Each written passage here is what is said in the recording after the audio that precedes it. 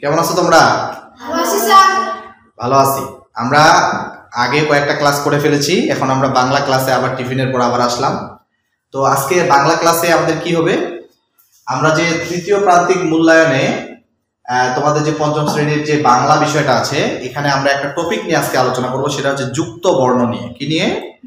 যুক্ত বর্ণ নিয়ে। এই যুক্ত বর্ণগুলো তোমাদের পরীক্ষায় আসবে।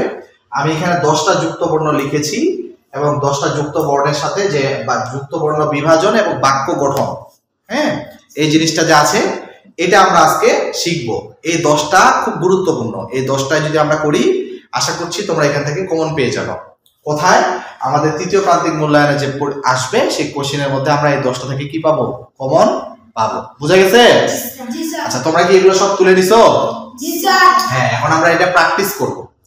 তুলে নিছি, এখন আমরা প্র্যাকটিস করব এবং আমরা দেখব যে কোন বর্ণটার সাথে কি আছে এবং কোন জিনিসগুলো আমাদেরকে গুরুত্ব দিতে হবে। দেখো, আমি লিখে রাখছি যে যুক্ত বর্ণ বিভাজন ও বাক্য গঠন। যুক্ত বর্ণ বিভাজন ও কি করতে হবে? বাক্য গঠন। মানে একটা যুক্ত বর্ণ দিবে, ওটাকে বিভাজন করতে হবে, মানে ভাগ করে দিতে হবে, ছুটাই দিতে হবে, এবং ওইটা দিয়ে আবার কি করতে হবে? একটা বাক্য গঠন করতে হবে। বুঝা গেছে? আচ্ছা, তাহলে প্রথমে আমাদের কি যুক্ত বর্ণটা কি? দেখো, কয় ল। প্রথমে যুক্ত বর্ণটা কি? কয় ল, মানে ক আর ল। আমরা দেখো এটা ছুটাইছি, ক আর ল। এটা একটা সহজ, এটা কি ছিল? সহজ ছিল। ক আর ল। দেখো, আমরা যখন যুক্ত বর্ণটা ছুটাবো তখন আমরা এইভাবে করে একটা বক্সের ভিতরে প্রথমকার বর্ণটা দিব এবং পরেরকার বর্ণটা দিব, এবং প্রথমকার বর্ণটার নিচে আমরা একটা টান দিয়ে দেবো। এটাকে হসন্ত বলে। কি বলে? হসন্ত। তাহলে এটা বলবো ক হসন্ত আর ল। বুঝা গেছে? ছুটাই দেবো। দেওয়ার পর আমরা কি করবো? এখানে একটা বাক্য গঠন করে দিব। এই যে কয় ল দিয়ে যে একটা বাক্য গঠন, এটা আমরা করে দিব। বুঝা গেছে? আচ্ছা, তাহলে কিভাবে কয় ল দিয়ে বাক্য গঠন কি হয় দেখো। সবাইকে ক্লাসে মনোযোগী থাকা উচিত। এই যে ক্লাসে বানানটা আছে, এখানে কয় ল দিয়ে একটা শব্দ আমরা তৈরি করে দিছি। তাহলে এরকম এই শুধু ক্লাসে না, অন্য যে কোনো কয় ল দিয়ে যদি কোনো শব্দ থাকে, তুমি ওই শব্দটা দিয়ে একটা কি করে দিবা? বাক্য গঠন করে দিবা। যেহেতু আমরা এগুলো লিখছি, তোমরা এগুলো মুখস্থ করবা। যদি কয় ল দিয়ে কোনো শব্দ আসে, তাহলে তোমরা কয় লটা ছুটাই দিয়ে এই বাক্যটাই দিবা। বুঝা গেছে? দিতে পারবা? মুখস্থ থাকবে? আচ্ছা, তাহলে সবাইকে ক্লাসে মনোযোগী থাকা উচিত, এটা হোক। এরপরে দেখো, এই যে এরকম আছে, এখানে কি কি যুক্ত বর্ণ আছে তোমরা জানো? এরকম যেমন বিজ্ঞান বানানটাতে, বিজ্ঞান, লুক এট দা বোর্ড। তোমরা একটু বোর্ডের দিকে তাকাও, হাবিব বোর্ডে দেখো। এই যে এখানে বিজ্ঞান বানানটা আছে, এই বিজ্ঞান বানানটাতে এখানে কি কি যুক্ত বর্ণ আছে জানো? এই বিজ্ঞান বানানটা এরকমটাতে যুক্ত বর্ণ আছে হচ্ছে বর্গীয় জ আর ঞ। বর্গীয় জ আর ঞ, এখানে দুইটা যুক্ত বর্ণ আছে। এই জন্য বর্গীয় জ নিচে আমরা কি দিয়ে দিছি? একটা হসন্ত। আর এই পাশে আছে কি? আবার ঞ। তাহলে বর্গীয় জ আর ঞ কোথায়, কোন বানানে আছে? বিজ্ঞান বানানে। কোথায় আছে? বিজ্ঞান, জ্ঞান, বিজ্ঞান, এই বানানগুলো আছে না, এই বানানগুলোতে যুক্ত বর্ণ হচ্ছে বর্গীয় জ আর ঞ। তাহলে আমরা এটা কি লিখে রেখেছি? যে বিজ্ঞান আমার প্রিয় বিষয়। বিজ্ঞান আমার প্রিয় বিষয়। রাফির কি প্রিয় বিষয়? বিজ্ঞান। রাফি, তোমার প্রিয় বিষয় কি? কি? বিজ্ঞান। হাবিব বাংলা। হ্যাঁ, যাই হোক, বিজ্ঞান আমার প্রিয় বিষয়। বিজ্ঞান আমার প্রিয় বিষয়। তাহলে এরকম যদি যুক্ত বর্ণ আসে, তাহলে আমরা বলবো যে বর্গীয় জ আর ঞ আছে, এবং ওটা দিয়ে আমরা একটা সেন্টেন্স লিখবো বা একটা বাক্য লিখবো, বিজ্ঞান আমার প্রিয় বিষয়। বুঝা গেছে? আচ্ছা, পরেরটা আসো। এই যে এরকম দেখতেছো, এটাকে আমরা বলবো যুক্ত খ। এটাকে আমরা কি বলবো? যুক্ত খ। এখানে কি কি আছে দেখো। যুক্ত খ যেমন শিক্ষক বানানে, শিক্ষা, শিক্ষক, এই টাইপের বানানে কি কি যুগ এখানে আছে দেখো। ক আর মূর্ধন্যস্ব, ক আর মূর্ধন্যস্ব, ক আর মূর্ধন্যস্ব। হ্যাঁ, তাহলে ক এর নিচে আমরা হসন্ত দিয়েছি, তারপর মূর্ধন্যস্ব দিয়েছি। তাহলে এরকম যদি শিক্ষক, শিক্ষা বানান আসে, যুক্ত বর্ণটা আসে, তখন আমরা বলবো ক আর মূর্ধন্যস্ব আছে এখানে। আর বাক্য গঠন করে দিব শিক্ষা জাতির মেরুদণ্ড। শিক্ষা জাতির মেরুদণ্ড, শিক্ষা জাতির মেরুদণ্ড, এই বাক্যটা আমরা লিখে ফেলাবো। তারপরে দেখো, দেখি এটার মতো কিন্তু এটাই, কিন্তু এটা একটু আলাদা। দেখো, এটা কিন্তু নিচের দিকে সোজা করে আছে। এখানে কি কি যুক্ত বর্ণ আছে জানো? হ আর ম। কি কি আছে? হ আর ম। যেমন রাতুল ব্রাহ্মণ পরিবারের সন্তান। এই যে ব্রাহ্মণ কথাটা যে আছে এখানে, কিন্তু এটা কিন্তু যুক্ত অক্ষর মতো দেখতে, কিন্তু এটা যুক্ত অক্ষর না। এখানে আছে হ আর ম যুক্ত আছে। কি কি আছে? হ আর ম। এই জন্য এখানে হ হসন্ত, ম এইভাবে করে ছুটাই দিতে হবে এবং একটা বাক্য গঠন করে দিতে হবে। রাতুল ব্রাহ্মণ পরিবারের সন্তান। রাফি পারবা লিখতে? পারবা? আনিকা পারবা? ওকে, তাহলে এরপরে আসো, এইটা দেখেই বোঝা যাচ্ছে এটা আছে ঞ আর কি? চ। ইয় আর চ, তাহলে ইয় আর চ দিয়ে দিব। এরকম ধরনের আমরা একটা বাক্য গঠন করে দিই, সঞ্চয় করে রাখলে দুর্দিনে কাজে লাগে। সঞ্চয় করে রাখলে দুর্দিনে কাজে লাগে। যখন তোমার খারাপ সময় আসবে তখন তুমি সঞ্চয় করে, মানে টাকা যদি জমিয়ে রাখো তাহলে তোমার দুর্দিনে কি করবে, কাজে লাগবে। বুঝা গেছে? এই জন্য এখানে দেখে এটা কিন্তু সহজ ছিল, তাই না? এটা দেখে বোঝা যাচ্ছে, তাই না? আচ্ছা মামা বলো তো এখানে কি কি যুক্ত বর্ণ আছে? কি কি? সবাই এটা ভুল করে কি জানো? সবাই বলে এটা দন্তান্ন আর ট। এটা কিন্তু দন্তান্ন আর ট না, মূর্ধন্য আর ট। মূর্ধন্য আর ট, তাহলে মূর্ধন্য আর ট। মূর্ধন্য আর দন্তান্নর পার্থক্যটা কি বলে দেখি? যখন আমরা দন্তন্য লিখবো তখন কিন্তু আমরা এইভাবে করে দিব, কিন্তু আমরা যখন মূর্ধন্য লিখবো তখন কিন্তু আমরা এইখান থেকে দিব, কারণ মূর্ধন্য হচ্ছে অর্ধমাত্রা। বুঝে গেছে? তাহলে দেখেই বুঝে নিতে হবে। দেখো এটা কিন্তু মূর্ধন্য, তাহলে এটা আমরা ছুটাবো কিভাবে? মূর্ধন্য আর ট, মূর্ধন্য আর ট। তাহলে এটা আমরা বাক্য গঠন করে ফেলি, 60 মিনিটে 1 ঘন্টা। এই যে ঘন্টার এখানে দেখো মূর্ধন্য আর ট দেওয়া আছে। বুঝে গেছে? 60 মিনিটে 1 ঘন্টা। ওকে, এরপরে দেখো এখানে কি কি দেওয়া আছে বলো তো? এখানে কি কি দেওয়া আছে? ক আর দন্তাস্ব, ক আর দন্তাস্ব। তাহলে ক এর নিচে হসন্ত, তারপর দন্তাস্বটা লিখে দিলাম।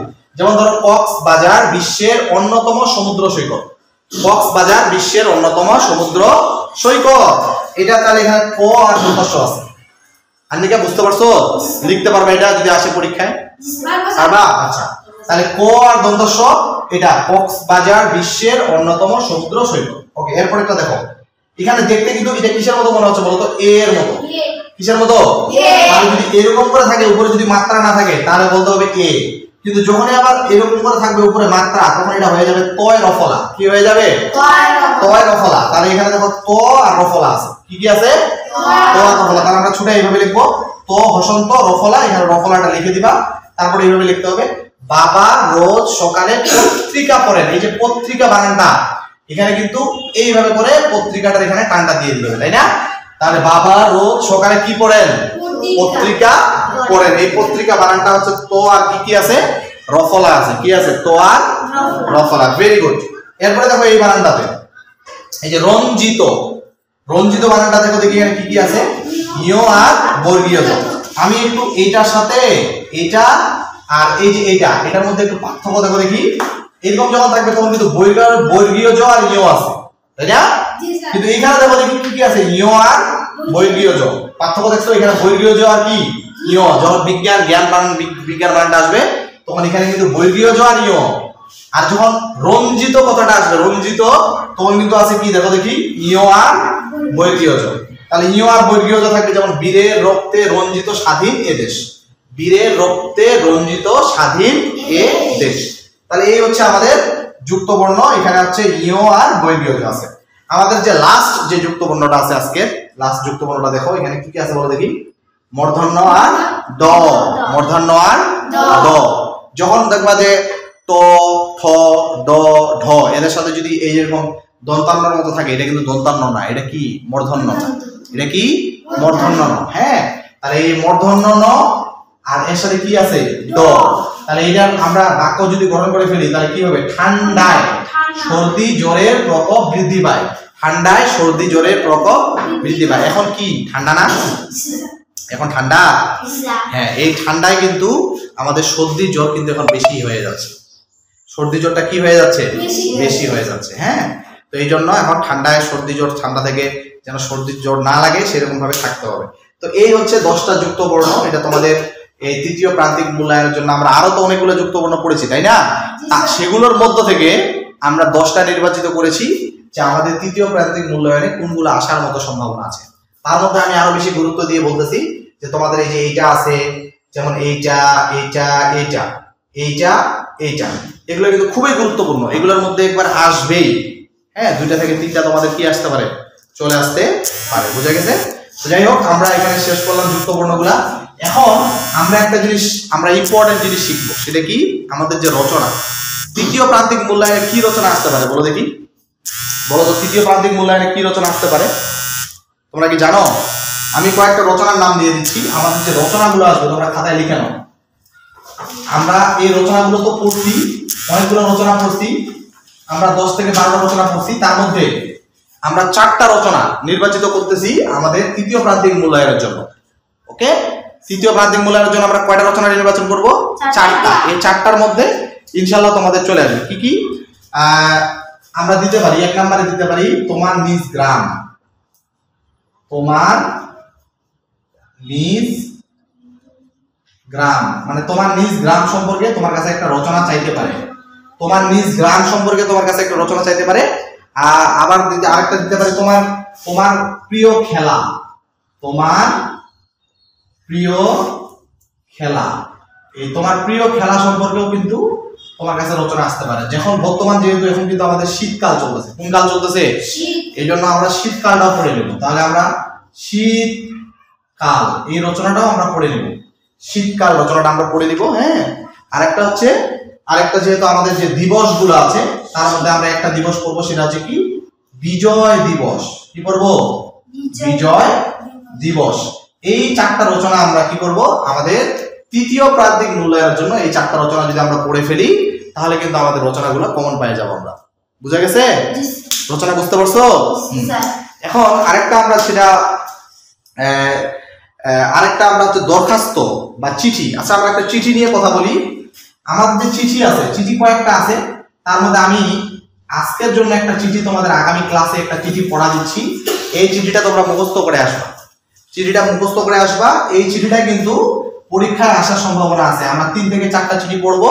তার মধ্যে আজকের যে চিঠিটা আমি তোমাদেরকে পড়া দিচ্ছি এই চিঠিটা খুবই গুরুত্বপূর্ণ। চিঠিটা কিরকম?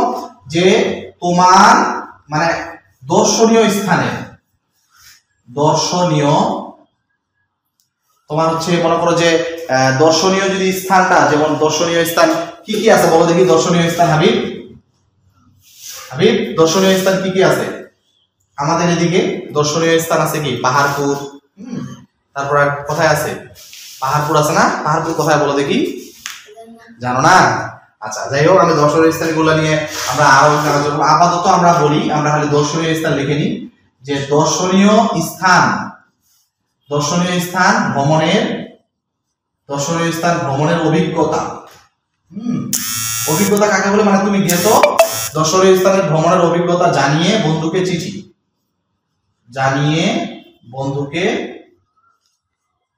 লিখো। দর্শনীয় স্থানে জানিয়ে বন্ধুকে কি লিখবো? আমরা চিঠি লিখবো। ঠিক আছে? তাহলে দর্শনীয় স্থান ভ্রমণের অভিজ্ঞতা জানিয়ে বন্ধুকে কি লেখো? চিঠি লেখো। চিঠি। হ্যাঁ, দর্শনীয় স্থান ভ্রমণের অভিজ্ঞতা জানিয়ে বন্ধুকে কি লেখো? চিঠি লেখো। হ্যাঁ, চিঠি। তাহলে দর্শনীয় স্থান ভ্রমণের অভিজ্ঞতা জানিয়ে বন্ধুকে কি লেখো? চিঠি লেখো। ঠিক আছে? তাহলে আমরা এই 4টা রচনা ভালো করে মুখস্থ করব। আমরা তো অনেক রচনাগুলো পড়ছি, এগুলো জাস্ট আমরা রিভিশন দিব। এবং এই চিঠিটা তোমরা আগামীকাল ক্লাসে সুন্দর করে ভালো করে মুখস্থ করে আসবা। আমি তোমাদেরকে এই চিঠিটা লেখাবো। ঠিক আছে? পারবা না মুখস্থ করে আসতে? হ্যাঁ, তো ঠিক আছে, আজকে এই পর্যন্তই। তোমরা অবশ্যই এটা মুখস্থ করে আসবা এবং হাতের লেখা প্রতিদিন নিয়ে আসবা। ঠিক আছে? ভালো থাকো, সুস্থ থাকো। আল্লাহ হাফেজ। আসসালামু আলাইকুম ওয়া রাহমাতুল্লাহ।